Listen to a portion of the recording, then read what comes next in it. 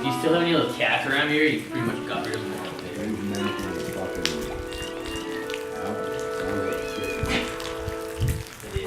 What do you want for those?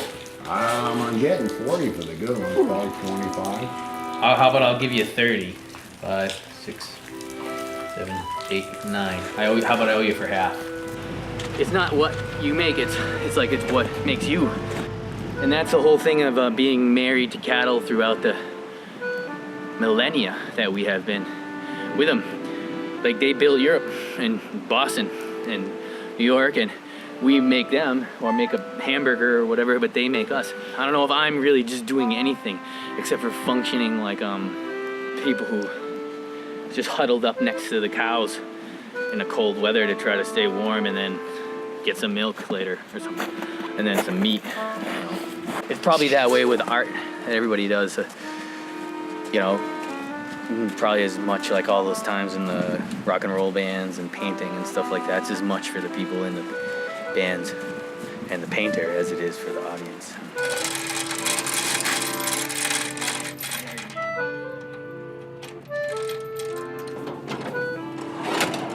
We keep it good. A lot of people run heaters for the water all winter long, but it barely ever freezes in here with the mild.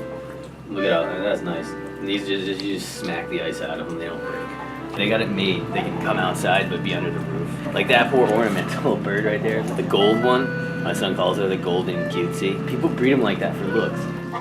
She's not a very sexy one. It's just some kind of red, like a Rhode Island red or a crossbred red bird.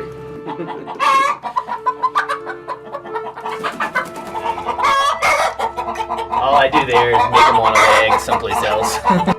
Well, anything short haul, it pretty is obvious that horses are much more efficient and, you know, don't have the same, like, they're not adding as much carbon to the atmosphere and stuff.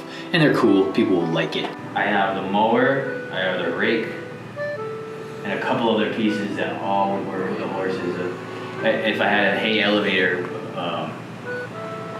the horse style one for out in the field. But it's wicked cool. It's timely. People want that stuff. This is the right kind of community for it. And I'm just looking for any excuse to be able to work with the horses. That is it. If you're doing things that's 2 miles an hour anyways, why run a 10-wheeler truck with a diesel motor and everything like that when you just have the horses do it? It's their speed anyways. And they can haul tons of weight. If you put it right into a little dump cart, do all the in-town collection with the horses, and then just pin the cart to the back of your truck and take it where all the other trash goes, you know. But it's like one short haul with the truck, and all the little work, which is idling a huge diesel motor around your town, it doesn't need to happen, you know? So universities, cities, villages that have that kind of work, if they do it with horses, they do it cheaper, better, more fun, you know. Plus 1900 we had 20 million draft animals. Now, well, like, you know, over the 40 years after 1900, there was a wholesale slaughter of millions of really awesome, you know, animals that ran our country for us, and we treated them like dog food. That's what we did with them. So now I just bring a ton more of that hay out. Loose hay is a little bit wet, but you know, it's wet at cold temperatures, and that big pile of hay is like, that's good till dinner, you know, so it's not wet long enough for there to be any kind of issue with it. I'm a super naturalistic sort of wild sort of livestock raiser, and a lot of people like way more time inside in barns than what I like, and way more like extruded cooked grains than I like. I like a lot of time outside, and I like a lot of like whole plant diet. And even 100 years ago here, things were more like my style than what is modernly accepted, I think. American beef breeding is all about a big carcass. This is not about that. One thing that I tell people it's about is that the meat tastes better because of the yellow fat. When they do get to the end of their time and you have to eat them, you get a dark purple meat and a yellow fat.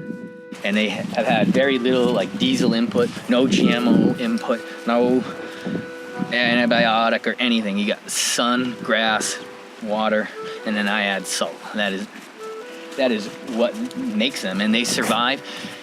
And they keep this land open, you know. They do the maintenance, and for one guy to farm this whole big thing and all those other properties that we get to use, I can't. If I was growing soy, if I was growing lettuce, all of that would be worse environmental impact than cows. You know, people don't want to look close at the difference between small scale beef versus large scale vegetables. The cows are good, and we shouldn't forsake them by not using their products. We should just use them with the mind for understanding what it really is. And if you get the right one, when the time comes to go, like sometimes, not very often, but sometimes I think they know what's happening, and I think they do it willingly. I know that sounds really like a crazy out there thing to say, but I think it's true.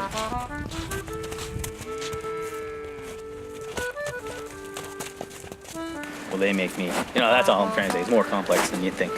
I'm not just making hamburgers, that's for sure.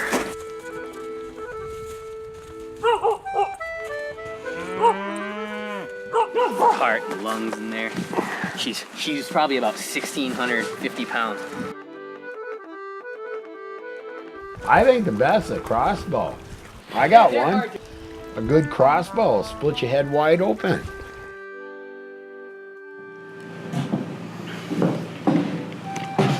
Searching for a small airplane that my son lost. If you find it, let me know. I like this.